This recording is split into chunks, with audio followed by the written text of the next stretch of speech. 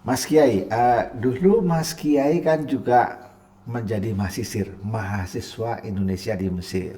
Medsos itu kan keniscayaan zaman, Jadi nggak bisa ditolak dong. nggak bisa.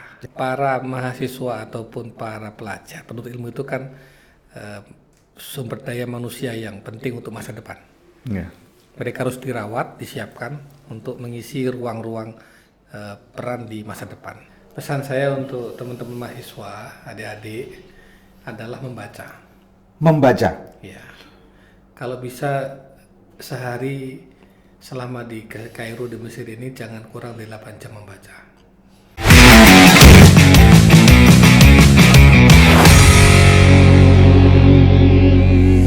Assalamualaikum Mas Kiai.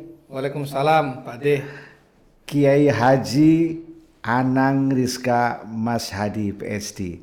Siap. Selamat atas summa cum laude-nya yang barusan dilewati di Kanal Suez. Perasaannya gimana? Terima kasih, Pak De. Terima kasih. Ya, nggak bisa diungkapkan. Syukur. Pertama, yang kedua, terima kasih pada banyak orang. Oh, Sangat banyak orang yang mengantarkan pada perjalanan panjang akademik ini. Dan tanpa mereka tentu tidak mungkin akan sampai pada titik ini. Mas Kiai sudah punya pesantren yang makin besar, Amin, amin. tapi masih cari ilmu ke sana kemari. Bahkan kemarin waktu ujian ditungguin oleh banyak kiai itu. Gimana itu perasaannya Pak Kiai? Ya tentu bersyukur. Yang kedua berbahagia. Tapi sekaligus beban moral. Beban moral gimana nih? Beban moral itu karena eh, kan sebetulnya ini permulaan bukan akhir, Pak De. Jadi kenapa kita harus belajar? Ya pertama karena itu perintah. Agama menyuruh kita untuk belajar sampai ke liang lahat. Yang kedua, sebetulnya belajar itu kebutuhan.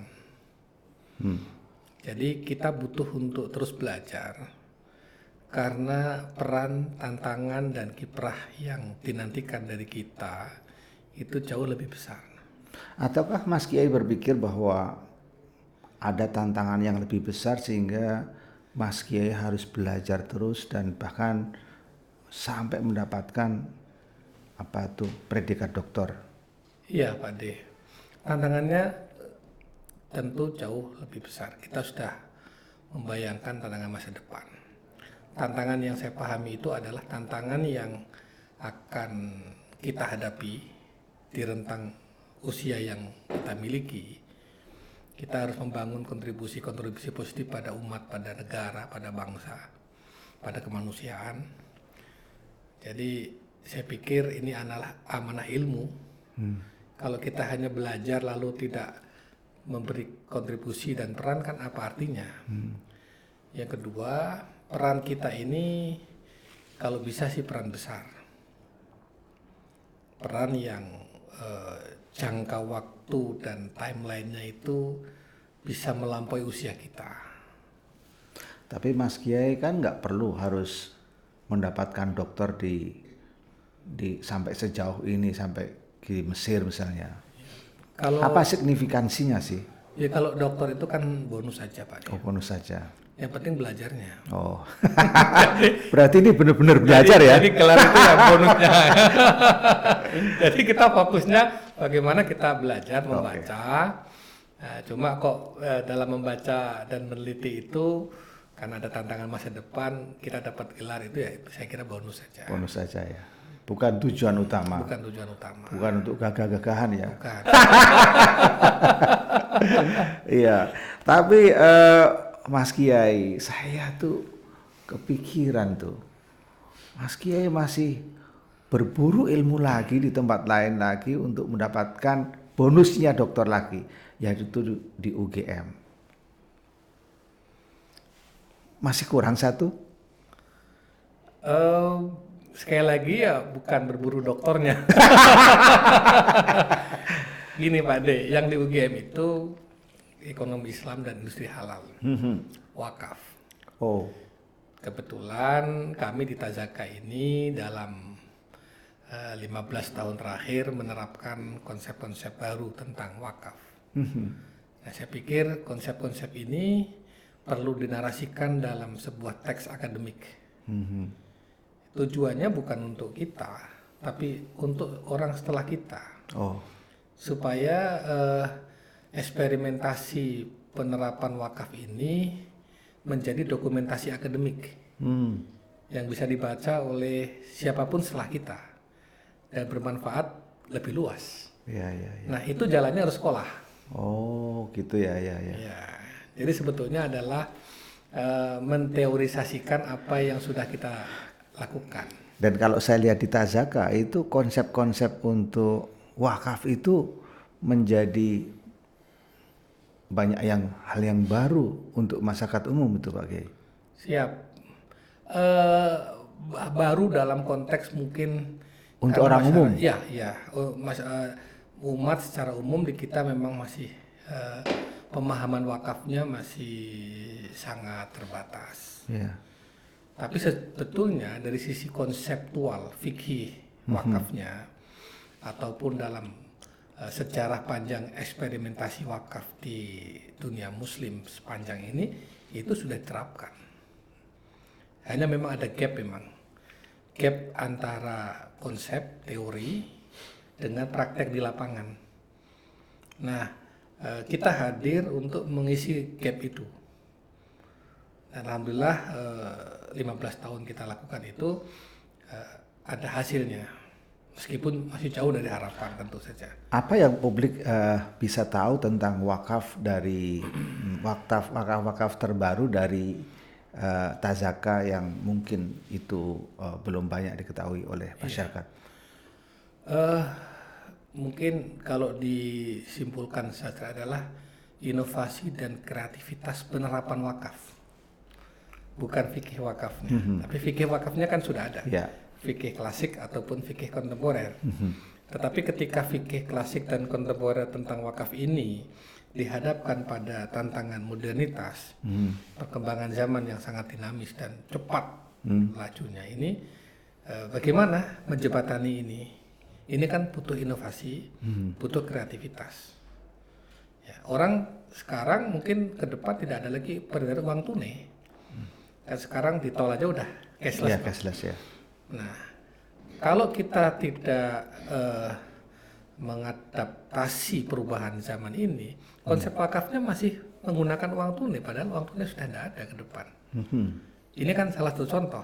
Ya, ya, ya. Jadi sebetulnya hanya soal metode, bagaimana mentransformasikan konsep-konsep wakaf dari ulama-ulama dulu itu ke dalam konteks kekinian. Kalau tidak keliru, saya dengar ada wakaf yang berbentuk beasiswa bulanan atau 1 tahun begitu. Iya. Itu dari dana ZIS. Itu gimana itu wakaf bagaimana pemahamannya bagaimana? Iya. Ini saya kira karena Mas Kiai terlalu canggih jadi masyarakat belum tahu dan kadang-kadang tidak paham nih. Iya.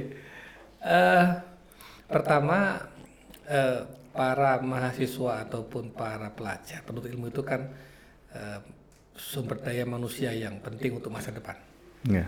Mereka harus dirawat, disiapkan untuk mengisi ruang-ruang peran di masa depan. Nah, mereka bisa didekati dengan skema ZIS, zakat, infak, sedekah. Kan 8 asnaf itu. 8 asnaf itu ada fisabilillah. Mereka masuk di situ. Karena talabul ilmi itu kan fisabilillah. Ibnu Sabil juga bisa karena mereka di perantauan masuk juga di asnaf itu. Itu pertama. Yang kedua, mereka juga bisa didekati dari sisi wakaf. Mereka itu adalah penerima manfaat wakaf, mauquf alaih. Nah, ketika saya dulu di Al-Azhar, Pak D, tahun 97 sampai tahun 2002, kan saya nggak pernah bayar apapun di Al-Azhar.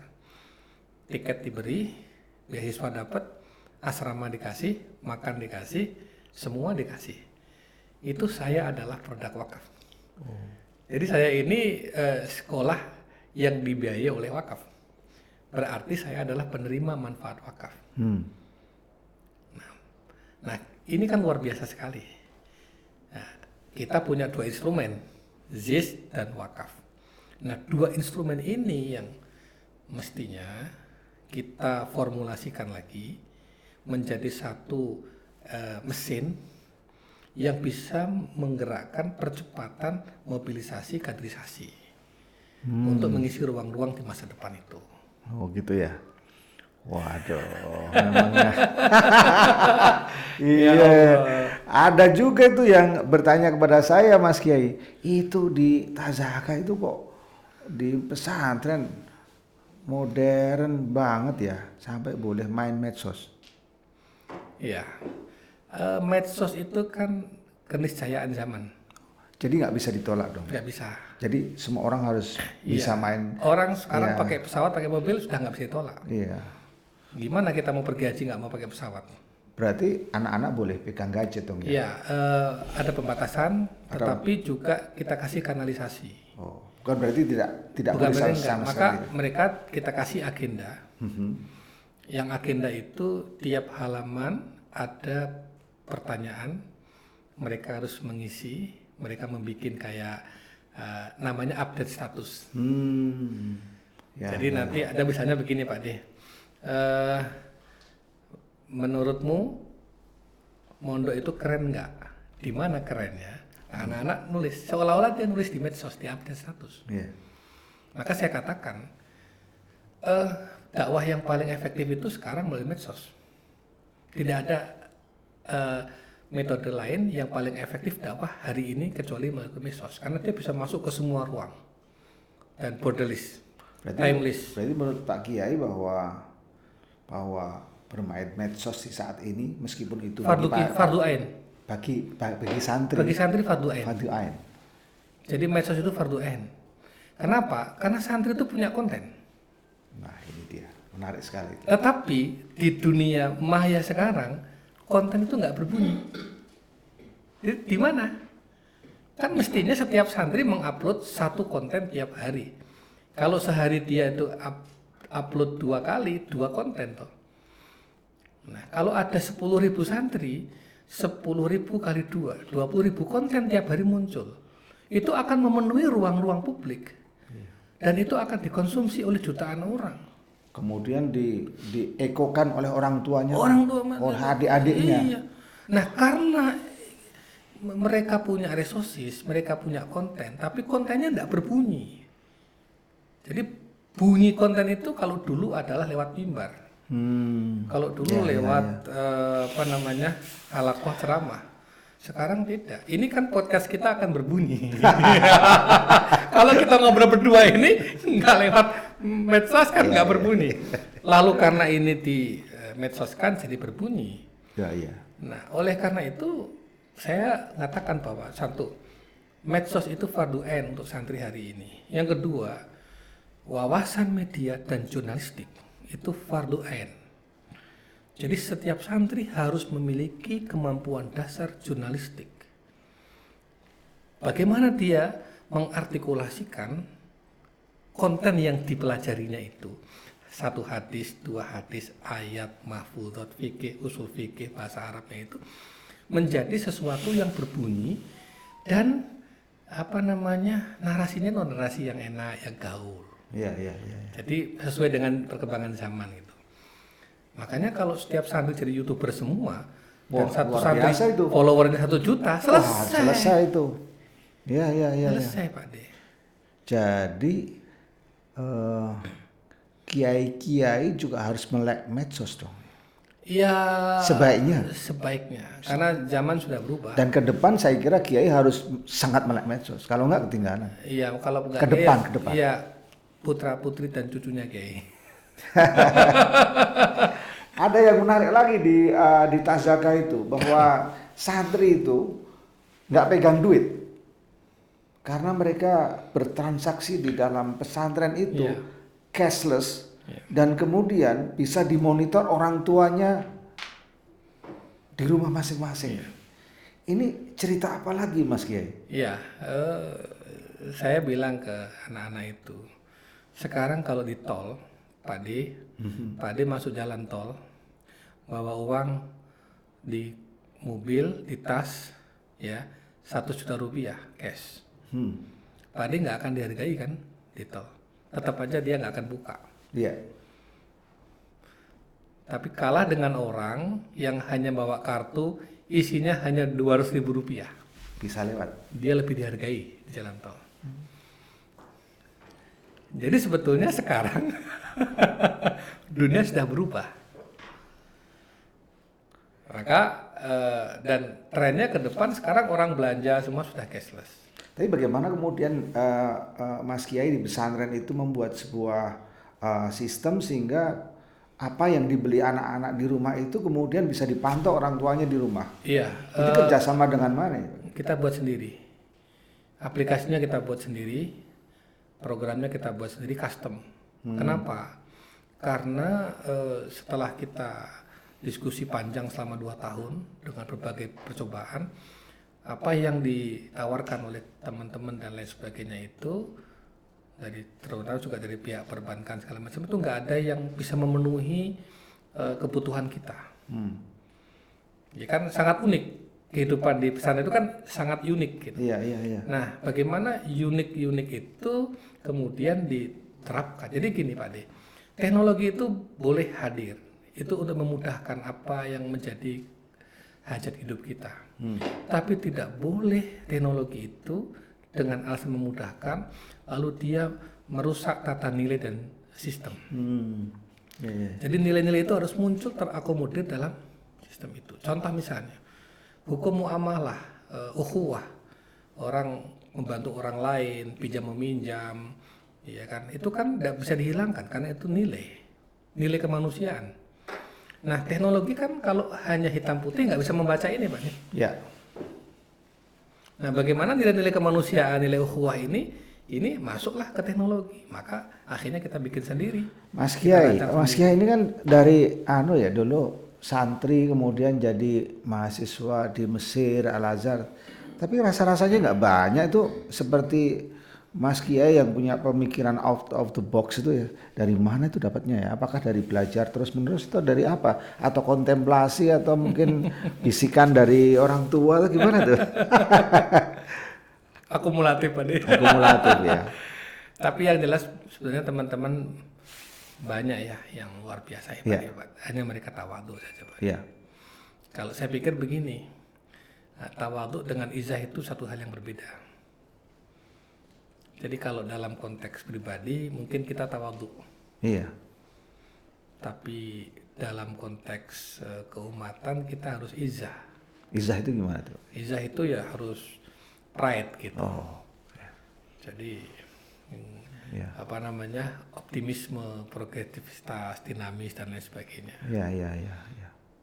Mas Kiai, dulu Mas Kiai kan juga menjadi mahasiswa Indonesia di Mesir. Tapi menjadi mahasiswa di masa lalu dengan sekarang pasti beda.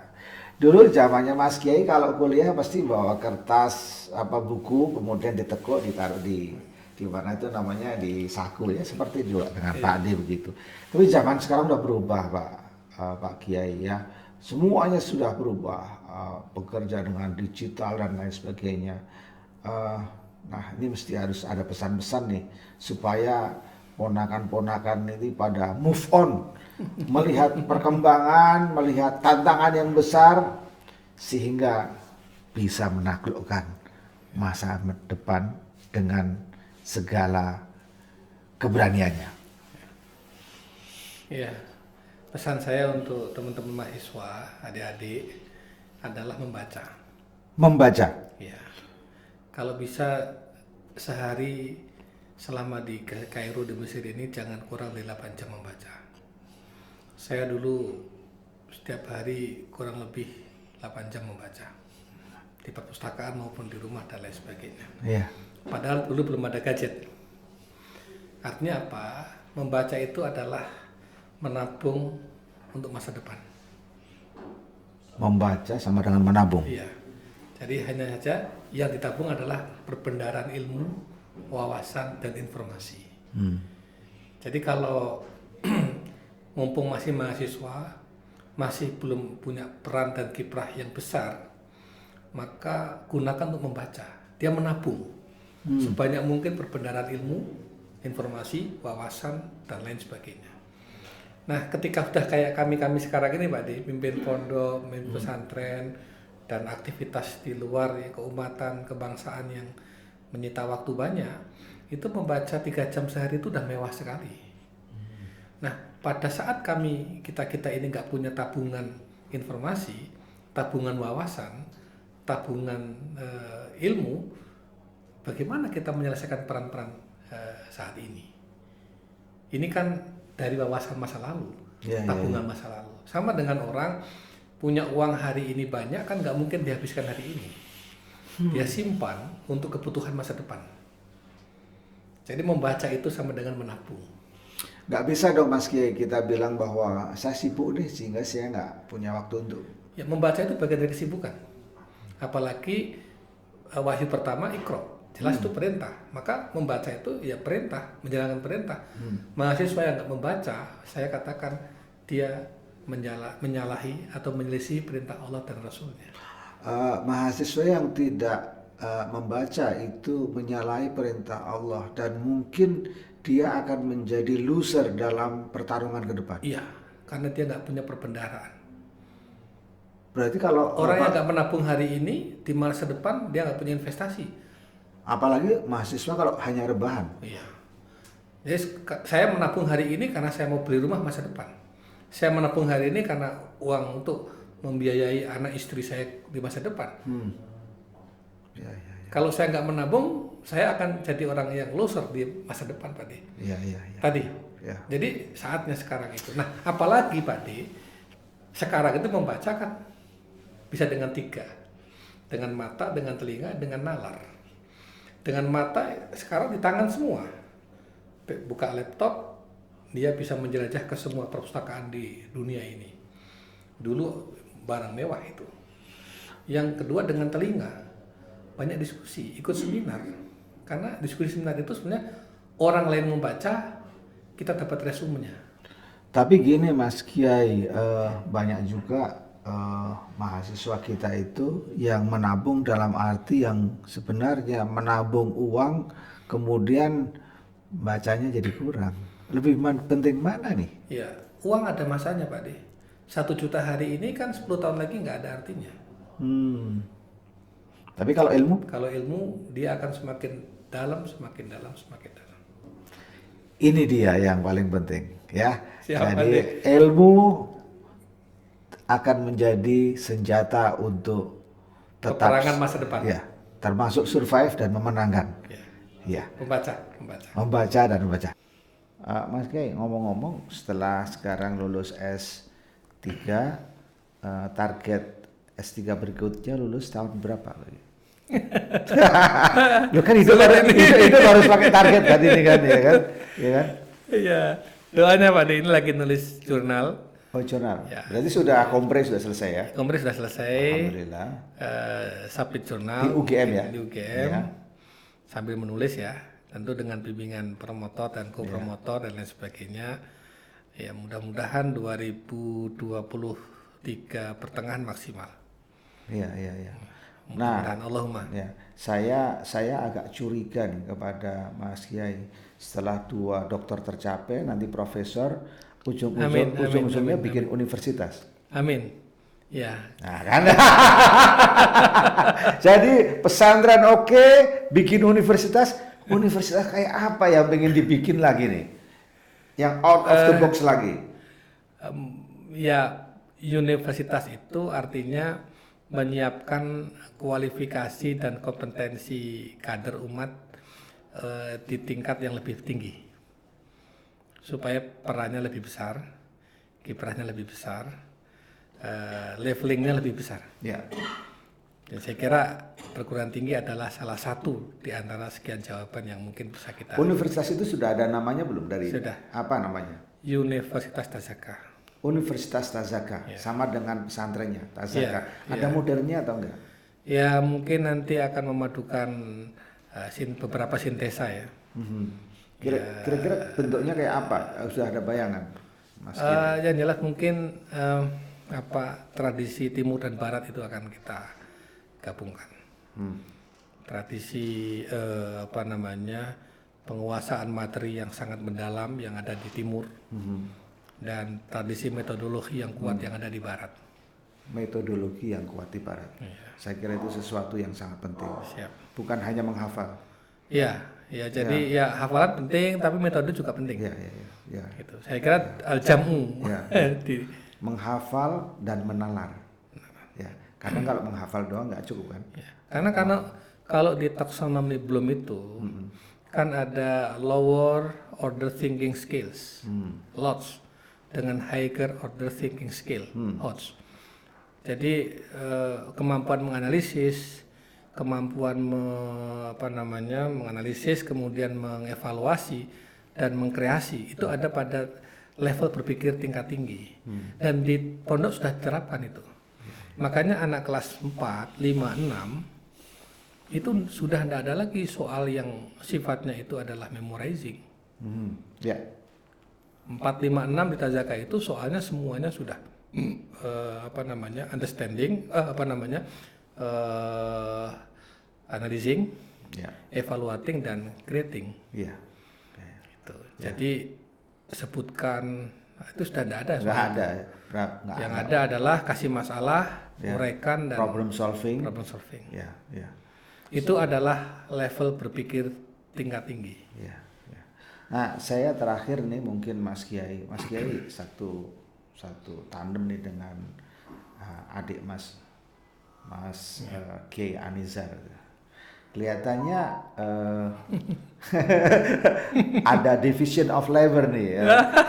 Mas Kiai di dalam, Mas Anizar yang menjadi semacam menteri luar negerinya.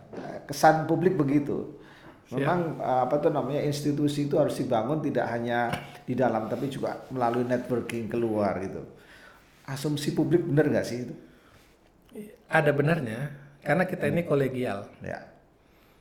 Di Tazaka itu kepemimpinannya kolektif kolegial. Dan memang ya karena Adinda Anizar itu punya kapasitas dan punya kualifikasi di situ, dan memang dia sangat enjoy dan menikmati peran-peran itu, ya sudah, kan saya jadi enak. Duduk manis ya kan, semua selesai sama Anizar. Gitu. Iya.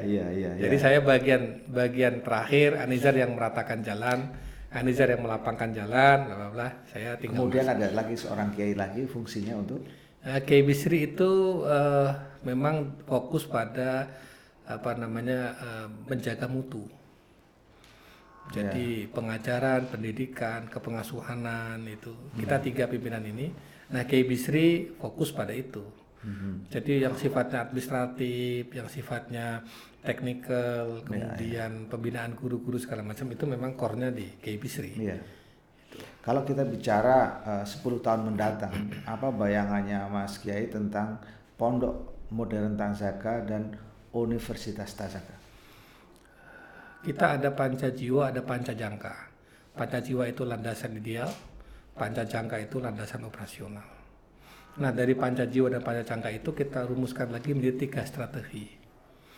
Pertama, membangun fisik, sarana prasarana. Kedua, membangun SDM. Ketiga, membangun networking. Nah, di antara 3 ini yang paling rumit dan paling melelahkan itu adalah membangun SDM. Maka saat ini yang dilakukan oleh kami yang paling penting adalah menyiapkan kaderisasi. Maka kaderisasi by design. Ini sekarang ini ada sekitar 60-an yang sedang kita sekolahkan Pak De. Di kader di berbagai perguruan tinggi dalam dan luar negeri. Disekolahkan artinya dibiayai oleh Tazaka? Iya, oleh Lazis Tazaka. 60? S2 dan S3? Total ada 114. Wah, itu S2 dan S3? S1, S2, S3. S2-nya berapa, S3-nya berapa? Saya tidak hafal angkanya, tapi yang sedang sekolah S2 mungkin sekitar 15. Yang sedang S3 sekitar 3 atau 4. Yang lainnya S1. Nah, S1 pun ada yang di akuntansi, ada yang di matematika, ada yang di arsitek, teknik sipil, dan lain sebagainya.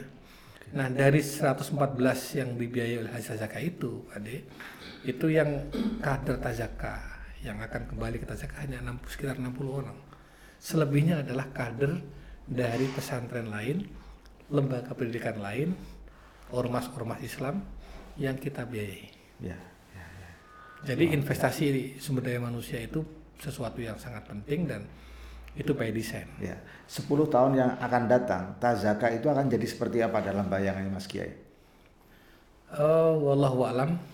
Kan harus ada bayangan, kira-kira targetnya jadi seperti Iya, apa? Katakanlah mudah-mudahan jumlah universitas sudah berdiri. udah berdiri ya 10 tahun yang datang. Ada pusat-pusat studi. Kemudian Pondok Putri juga sudah berdiri. Sekarang hanya laki-laki Sekarang aja. laki-laki. Ya. Ya, kemudian ada ya klinik atau rumah sakit sebagai pendukung. Oke. Dan unit-unit usaha. Karena supaya ini bisa menopang kemandirian pesantren dan bisa mereduksi operasional cost-nya pesantren melalui unit usaha ini. Oke, luar biasa. Terima kasih Pak De. Mas Kiai. Terima kasih sudah hadir Terima kasih. di podcast kita. Saya grogi nih ditanya sebenarnya kayak ini pertanyaan lebih berat dari pertanyaan munakosah. Terima kasih, sukses selalu, Amin. maju dan terus menginspirasi. Ya Rob, ya Doa Rob. saya Mas Kiai tetap sehat, Amin, amin. tetap amin. bersemangat Amin. dan terus menebar manfaat. Amin. Terima kasih. Assalamualaikum. Waalaikumsalam warahmatullahi wabarakatuh.